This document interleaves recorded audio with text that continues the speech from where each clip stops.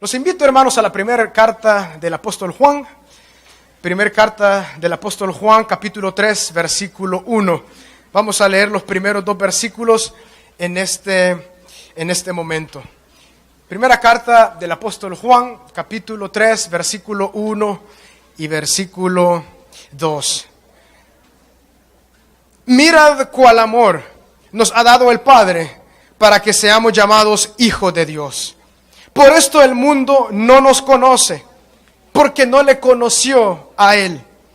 Amados, ahora somos hijos de Dios, y aún no se ha manifestado lo que hemos de ser. Pero sabemos que cuando Él se manifieste, seremos semejantes a Él, porque le veremos tal como Él es. Amén. El privilegio más grande que una persona puede tener en esta tierra es el ser el hijo de Dios. Es el privilegio más grande, conlleva muchas responsabilidades, pero es un alto privilegio.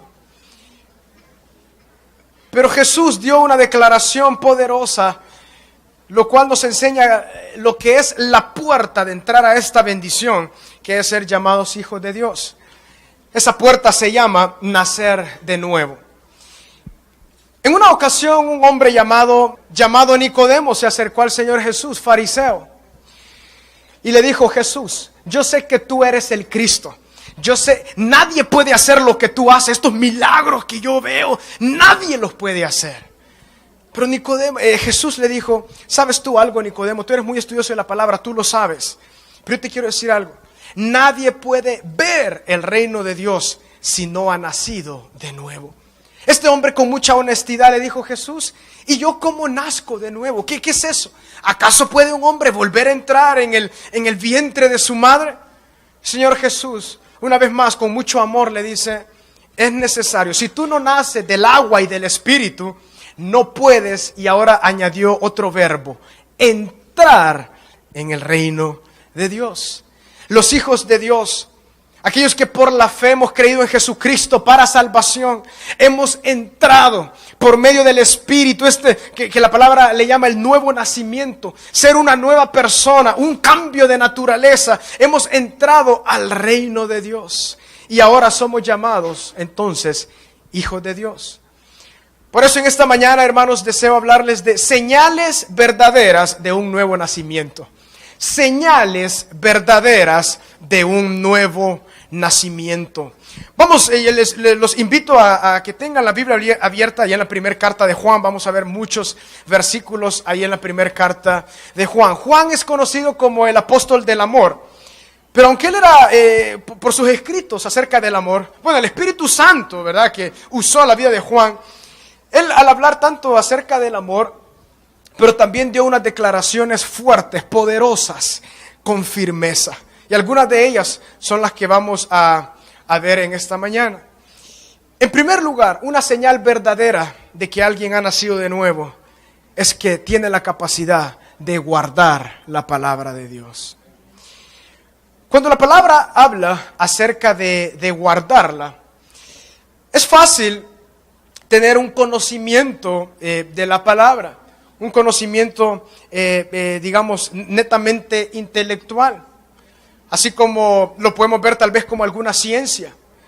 Por eso la teología, lo que significa teos, Dios, y logía, estudio. Pero la realidad es que nadie puede estudiar a Dios, ¿verdad? La teología no persigue simplemente ser una ciencia acerca de Dios. La idea del conocimiento de la palabra es que nos lleve a Dios, que nos haga conocer a Dios profundamente. Y ahí en el capítulo 2, en el versículo 3 de la primera carta de Juan, él dice lo siguiente: en esto sabemos que nosotros le conocemos, o sea, a Dios. ¿Sí qué? Si guardamos sus mandamientos.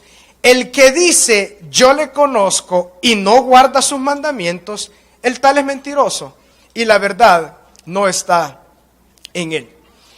El apóstol Juan está hablando aquí muy en claro y él dice: aquellos que conocen a Dios, los hijos de Dios, los que han nacido de nuevo, conocen. ¿Por qué? Porque guardan sus mandamientos.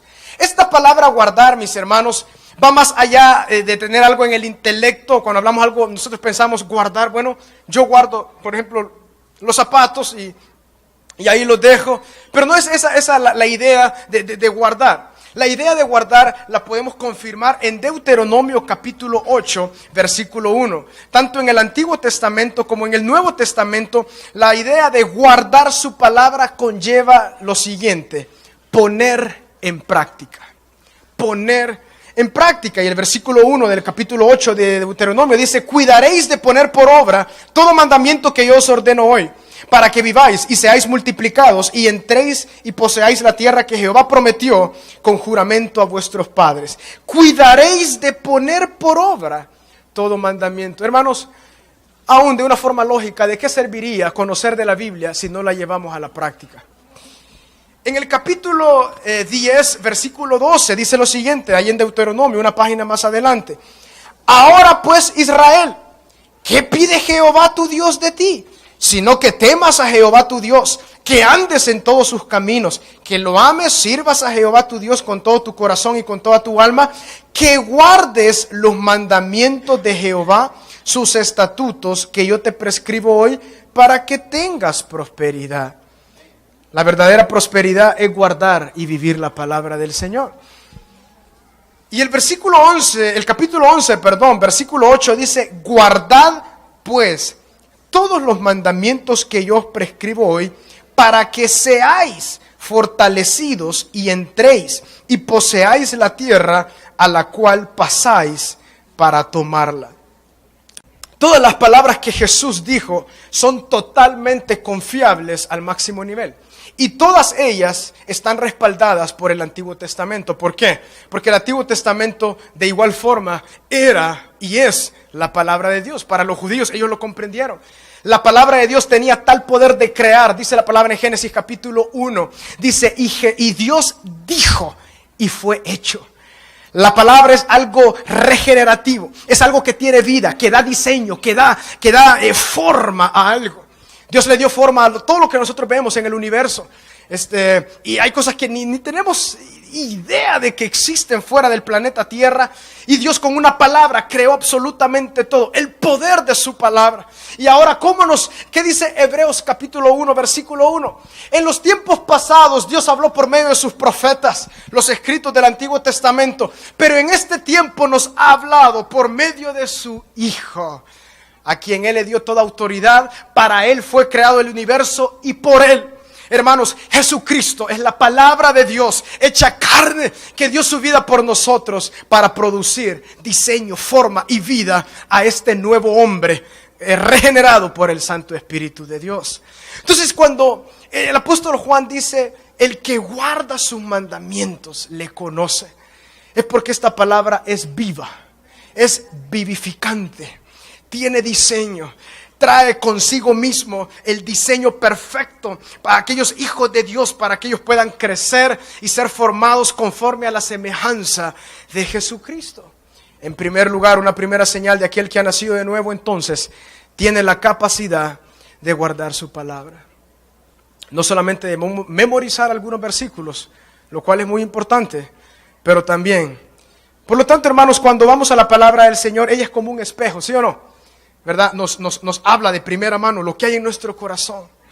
Muchas veces la palabra inicialmente, tal vez como la medicina, ¿verdad?, puede ser muy amarga, pero ya después trae ayuda pues al cuerpo y a otras cosas. Muchas veces la palabra nos puede caer pesado, ¿verdad? Pero al bajar al Espíritu produce una bendición tan hermosa. En segundo lugar, mis hermanos, una segunda señal de aquel que ha nacido de nuevo. Es una palabra muy linda, que no tendríamos ni tanto tiempo para hablar tanto de ella, y es la palabra amor. El nacido de nuevo, el Hijo de Dios, ahora tiene la capacidad de amar.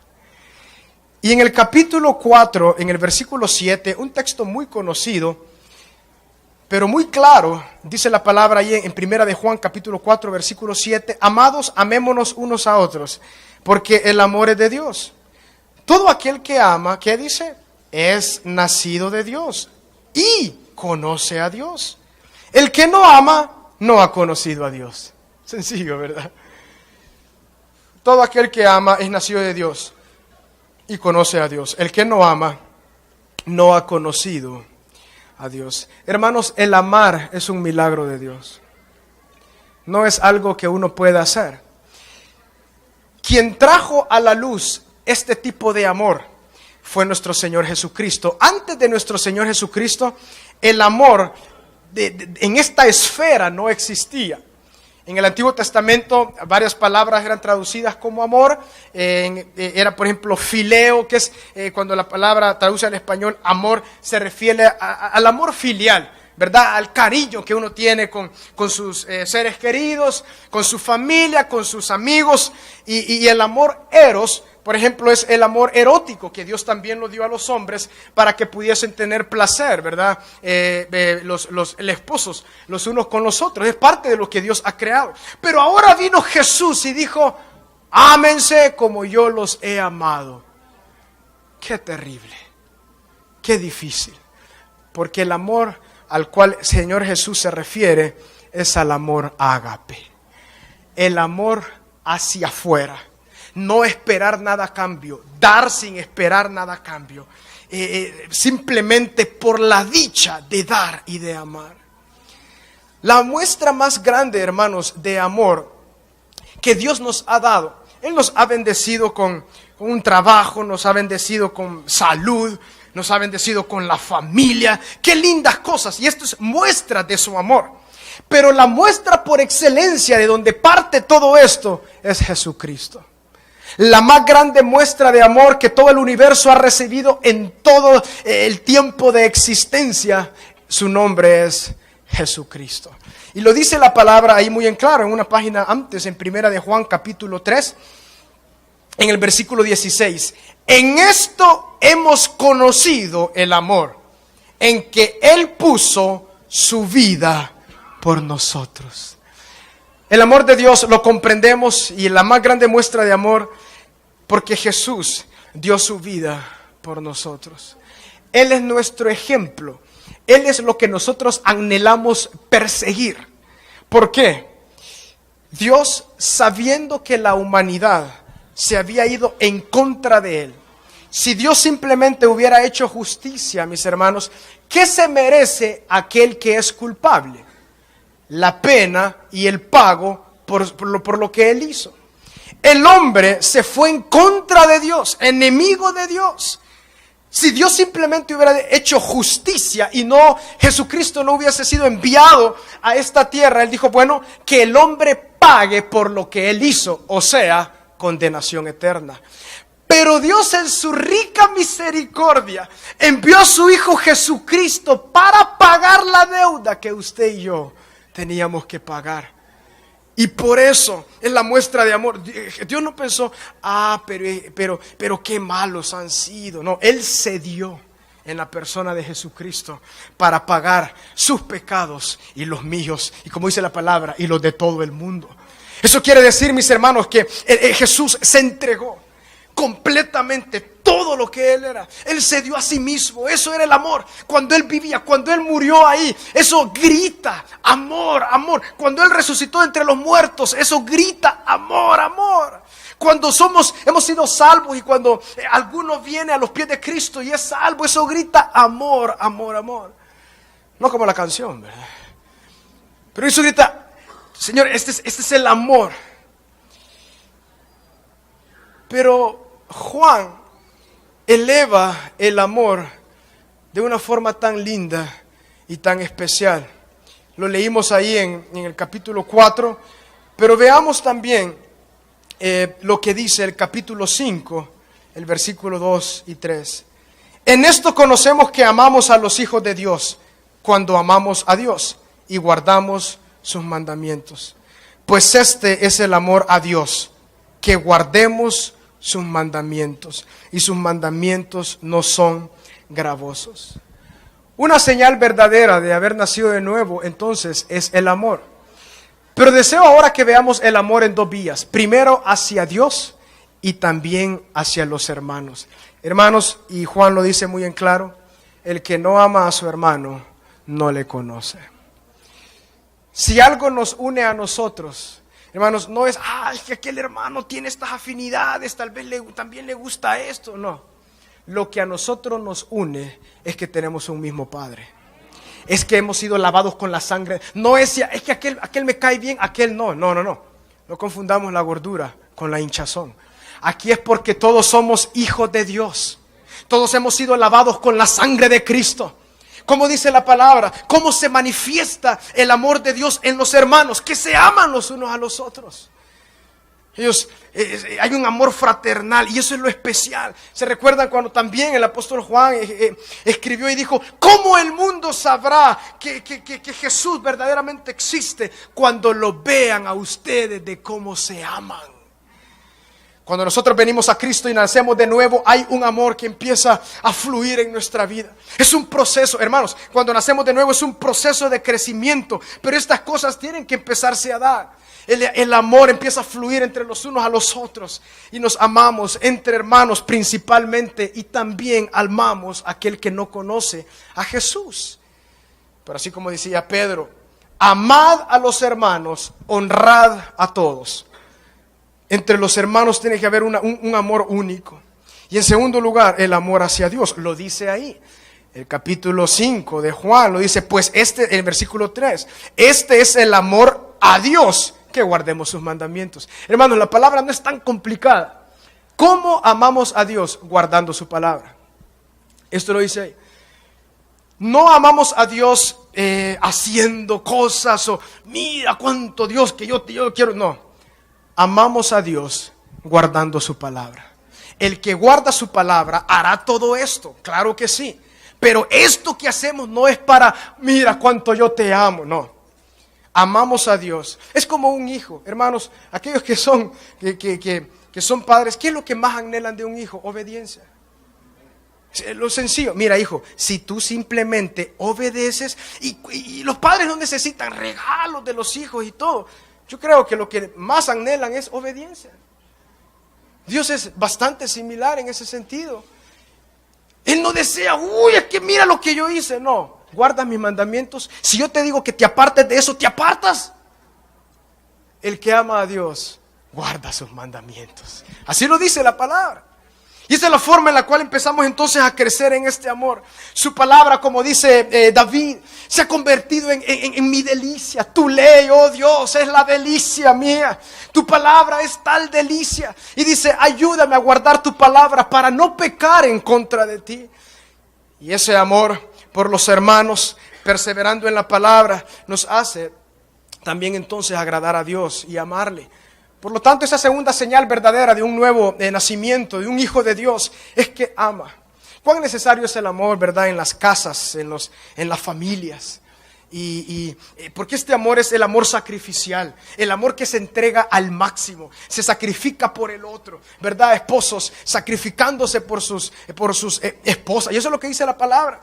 Como Efesios capítulo 5 eleva el amor conyugal a un nivel tan alto. Dice, esposos, ustedes tienen que amar como Cristo amó a la iglesia.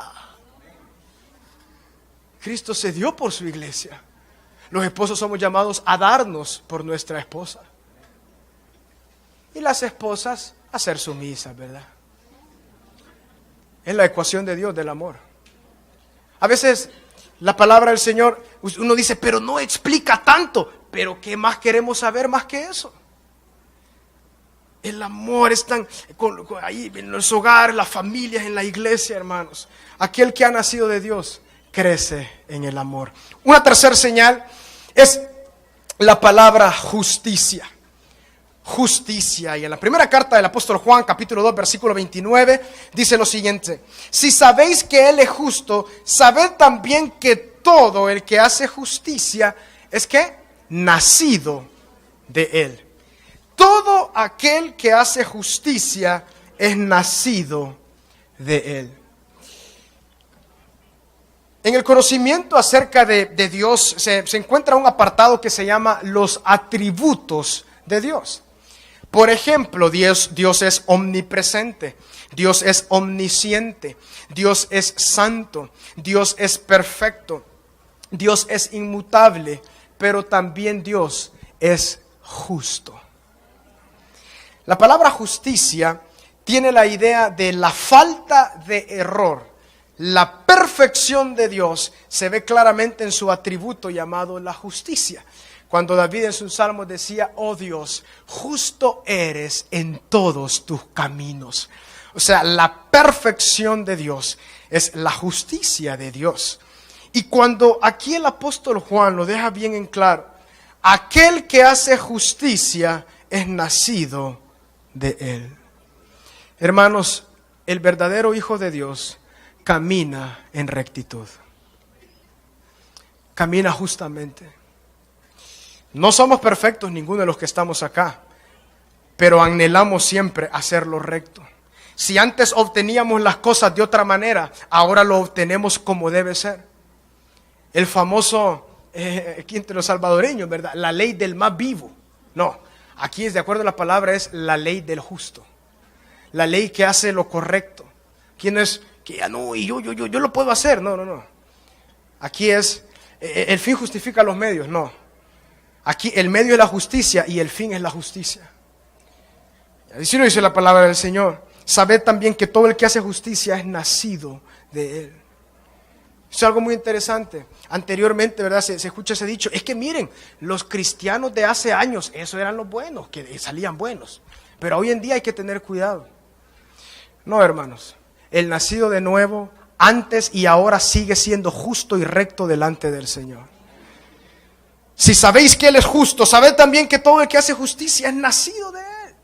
Bueno, la rectitud en nuestra manera de desear, en nuestra manera de hablar, en nuestra manera de actuar, en nuestra manera de tratar con los demás, en la manera de trabajar, de hacer negocios. Hermano, no hay que aceptar sobornos de ningún tipo, no hay que irnos por el camino más fácil. Pero hermano, me van a sacar si yo no doy esta firma. Bueno, que lo saquen. Dios es quien nos provee ahora y siempre. Pero si Dios es justo, nosotros somos llamados también a la justicia. Ser rectos. Y esta es la forma en la cual se manifiesta también aquel que ha nacido de nuevo. Veamos algunos detalles de cómo dice ahí la palabra del Señor en el capítulo 3 de Primera de Juan, versículo 4. Todo aquel que comete pecado infringe también la ley, pues el pecado es infracción de la ley. Lo que quiere decir eso claramente, la palabra pecado significa errar el blanco. ¿Cuántos de ustedes en algún tiempo en su vida han jugado tiro al blanco, ¿verdad? Y el objetivo es que el dardo caiga justamente en el centro. Y ahí es cuando uno gana. Y hay algunos que ni le pegan, sino que lo tiran por allá y no tienen mucho pulso. Errar el blanco, o sea, no dar en el blanco. El pecado es no dar en el blanco. ¿Y cuál es el blanco? La ley de Dios. Ninguno de nosotros éramos perfectos. El pueblo de Israel no pudo caminar de acuerdo al blanco, o sea, a la ley que Dios les dio. Pero usted y yo, al ser llamados hijos de Dios, tenemos el Espíritu Santo que nos hace caminar y desear siempre caminar en la voluntad de Dios y dar en el blanco en cada cosa, en cada detalle de nuestra vida. Ahí entonces el apóstol lo que está diciendo, hermanos, todo aquel que comete pecado infringe entonces la ley. Pues el pecado es infracción de la ley.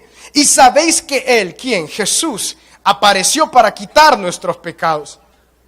Jesús entonces, hermanos, en su cuerpo sobre el madero, Él quitó nuestro pecado y nos da la capacidad ahora, por ser llamados, por ser hijos de Dios, nos da la capacidad de no vivir en el pecado.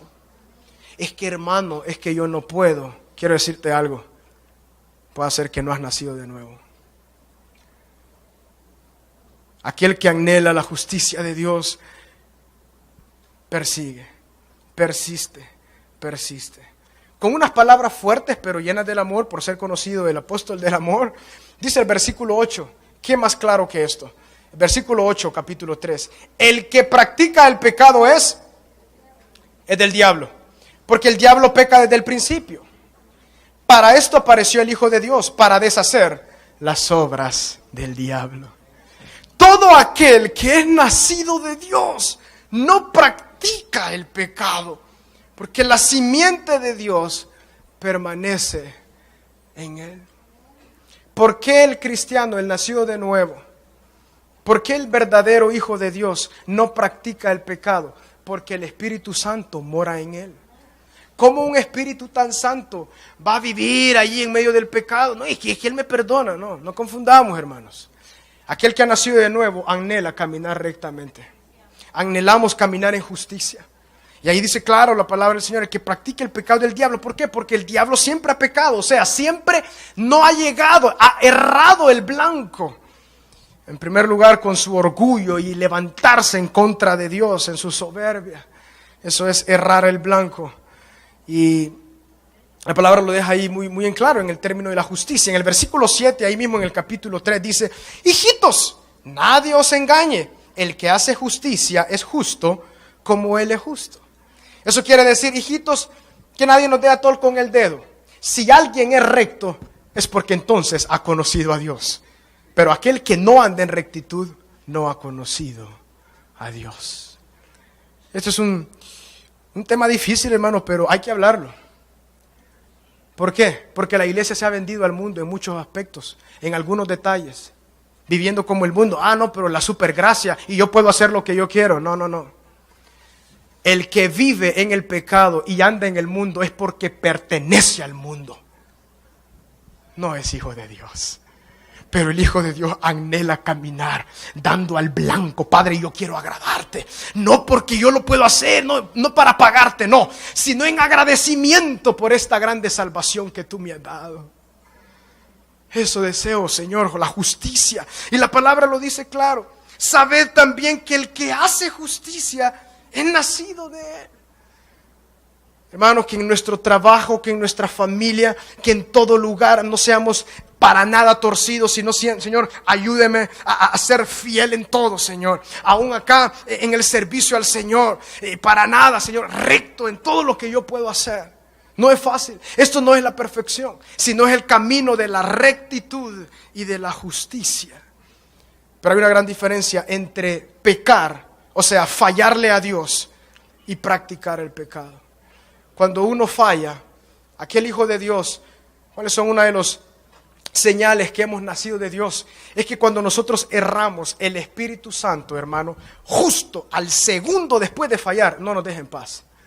Hasta que nuestro pecado es confesado.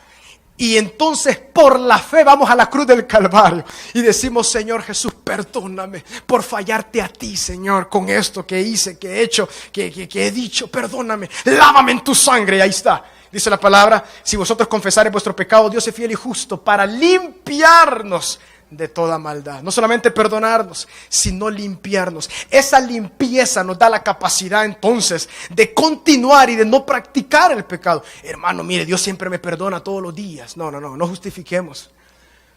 Eso es practicar el pecado. Es la verdad.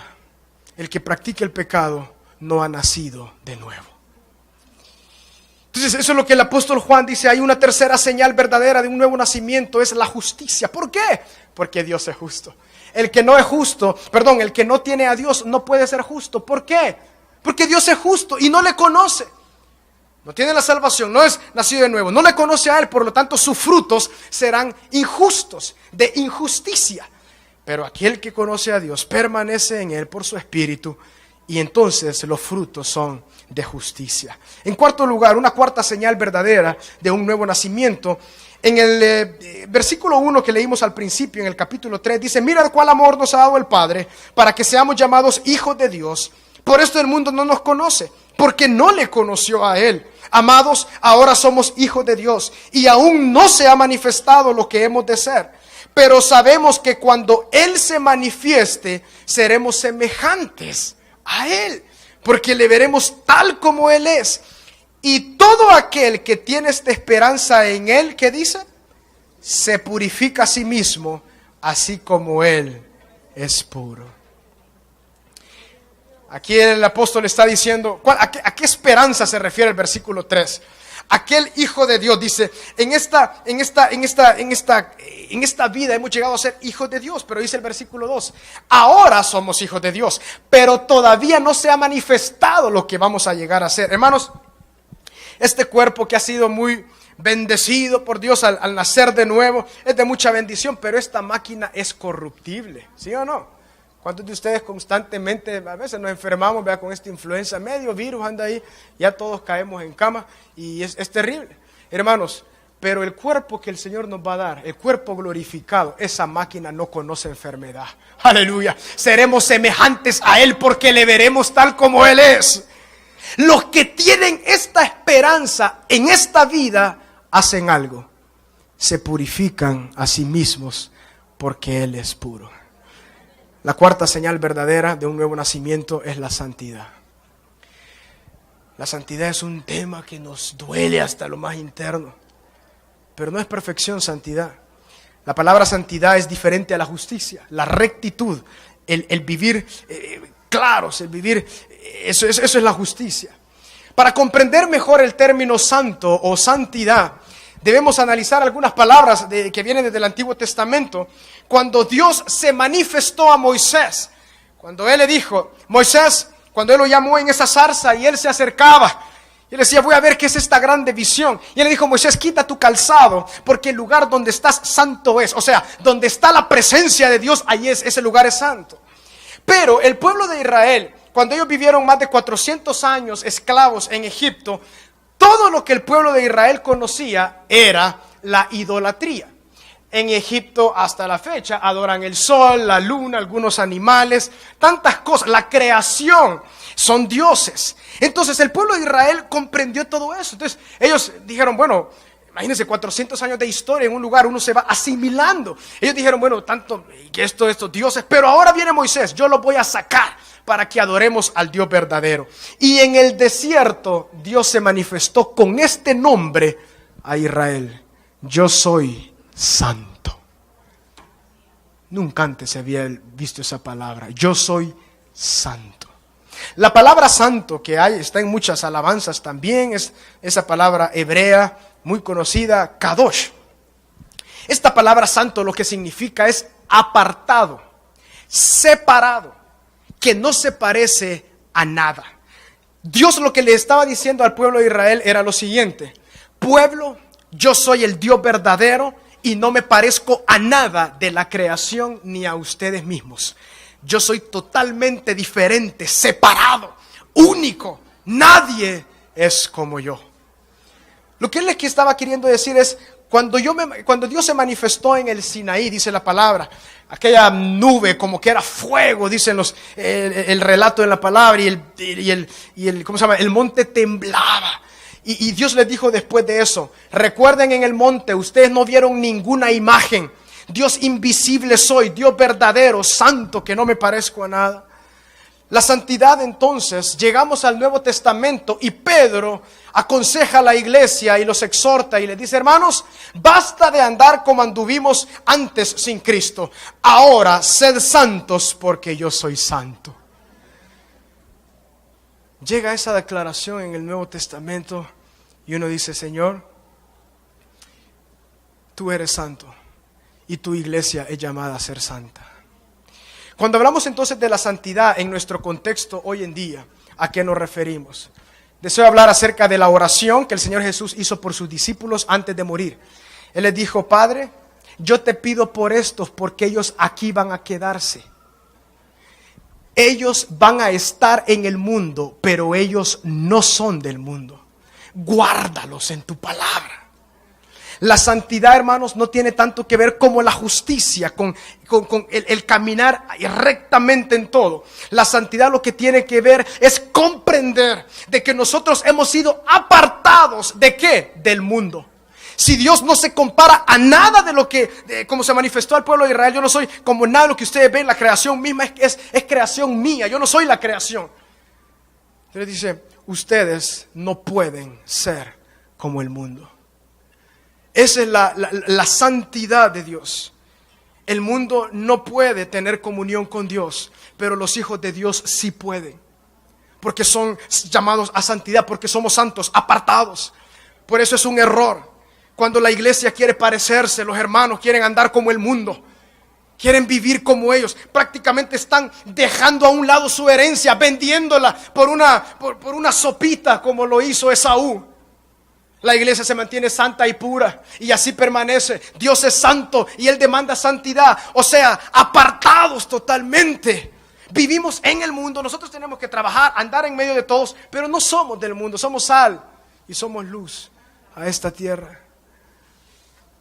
No lo digo yo, lo dice la palabra. El que tiene esta esperanza se purifica a sí mismo porque Él es puro. El Hijo de Dios, el nacido de nuevo, anhela la santidad. Y no porque es algo forzado, no. Es porque ahora este es su deleite. Nuestra naturaleza es santa. Santos no son aquellos que después le están orando, no. Santos, dice la palabra, que somos todos aquellos que hemos venido a Jesucristo. Y ahora estamos en este proceso de santificación, siendo como Cristo, regenerados totalmente.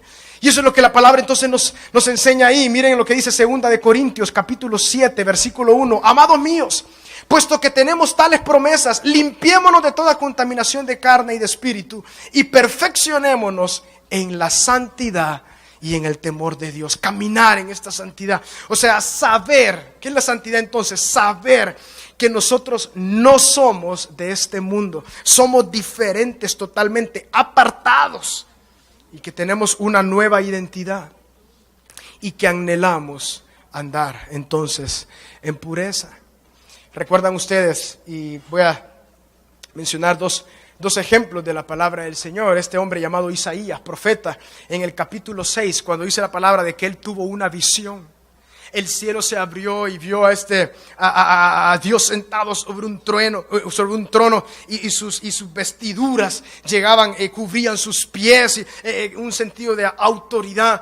Y él decía que los querubines y los ángeles, algunos con 6 alas, dice la palabra, con 2 volaban, con otros 2 tapaban su rostro, con otros 2 tapaban sus pies. ¿Y qué decían? Santo, santo, santo. Cuando Juan, este mismo hombre que escribió primera de Juan, fue llevado a Patmos, y dice la palabra, yo caí como muerto, y la adoración celestial y los seres vivientes decían, santo, santo, santo. Dios es santo, hermanos. Dios no es como nosotros. Dios no es como su creación, es un reflejo de lo que Él es, pero Dios es mucho más superior. Él es santo, nada lo que nosotros imaginamos Él es. Y su iglesia es llamada a ser santa, completamente. Entonces, esa es una señal verdadera de un nuevo nacimiento. La justicia, andar rectamente y también ser santo. No nos confundamos, hermanos, de verdad. En este tiempo de engaño, Jesús lo dijo en Mateo 24, y hacía grande hincapié, aparte de los terremotos y todas estas cosas, cuidado que no vayan a ser engañados. Movimientos de supergracia, puedo ser pseudo cristiano y hacer lo que yo quiero. Terrible. No conocen a Dios, porque aquel a quien Dios se le ha manifestado, aleluya, Él anhela ser santo como Dios. En quinto lugar, el tiempo avanzado. En quinto lugar, la quinta señal y última acerca de un verdadero nuevo nacimiento es la fe. En la primera carta de Juan, capítulo 5, versículo 4, dice lo siguiente: porque todo lo que es nacido de Dios vence al mundo. Y esta es la victoria que ha vencido al mundo, nuestra fe.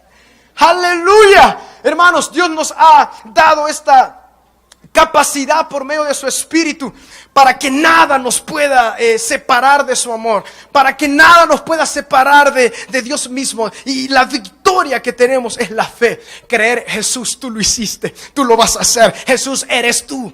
Y en Él hay victoria, hermanos, en medio de todo. La victoria sobre toda tentación está en Cristo. La victoria sobre todo mal en esta vida está en Jesús. Y en lo que dice ahí, esta es la victoria que ha vencido al mundo, nuestra fe. Pero es que, hermano, yo no puedo. Todo lo que es nacido de Dios vence al mundo. Es que es tan fuerte. No. Lo que es nacido de Dios vence al mundo. Aleluya. ¿Y qué es lo que vence al mundo? Esta fe que el Espíritu Santo nos ha dado para creer en Él y decir: Padre, tú lo vas a hacer. Oh Dios, tú tienes todo poder, Dios. Tú me darás la victoria sobre todo, sobre el pecado. Él nos ha dado la victoria. Concluyo con esta sencilla ilustración. Hoy en día hay diferentes tipos de mascota, ¿verdad? Algunos tienen algunos periquitos ahí en su casa, algunos gatitos, algunos perros, unos perritos, otros unos perritos, algo así, ¿verdad?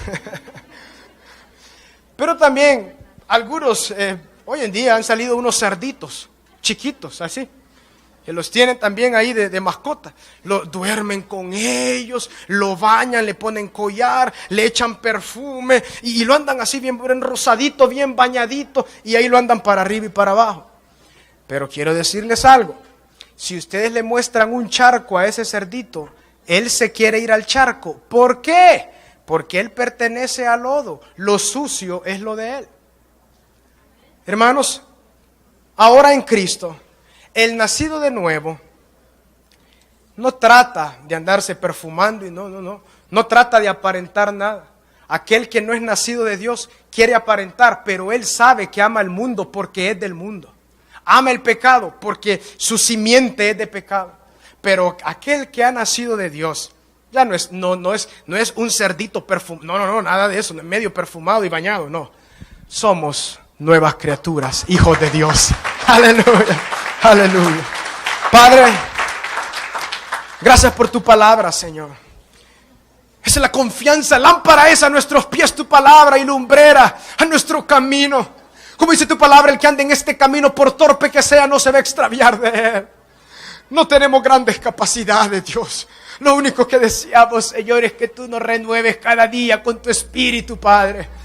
Nos hagas cada vez como tú eres, Cristo. Dios mío, si alguno que vio por la televisión esta enseñanza, los que estamos acá, Padre, ¿qué debemos hacer para nacer de nuevo? Decirle, arrepentirnos de nuestros pecados, decir, no hay otra forma de salvación únicamente en Jesucristo. Y del Espíritu, Señor, tú nos darás una nueva vida, Padre, una nueva vida victoriosa, Señor. Ya no más víctimas y esclavos del pecado, sino victoriosa, libres, Señor, en ti. Esa es la herencia que tú nos has dado, una vida libre, vida libre, Señor. Padre, aquí estamos para ti. Aquí estamos, Señor Jesús. Si en algún área te hemos fallado, Padre, perdónanos. Perdónanos, Padre. Lávanos con tu sangre, Señor. Y nosotros sabemos, Señor, mira cuál amor nos ha dado el Padre para que seamos llamados hijos de Dios. Aleluya. Qué amor tan grande, Señor. Padre, llévanos a conocerte de una manera completa, experimental, Dios. Aleluya. Para lograr, Señor, andar como a ti te place, Padre. Para lograr vivir, Señor, de acuerdo a tu voluntad, Señor. Renunciamos a vivir en la carne, Señor. Renunciamos, Padre, a desear ser como el mundo. Padre, que el mundo se continúe, Señor, en sus desviaciones. Pero tu iglesia es una iglesia pura, santa, delante de ti, justa. Anhelamos caminar, Señor, delante de ti, cada día rectamente. Que ninguno de nosotros, Padre, seamos engañados. Te pedimos eso, Señor Jesús. Aleluya.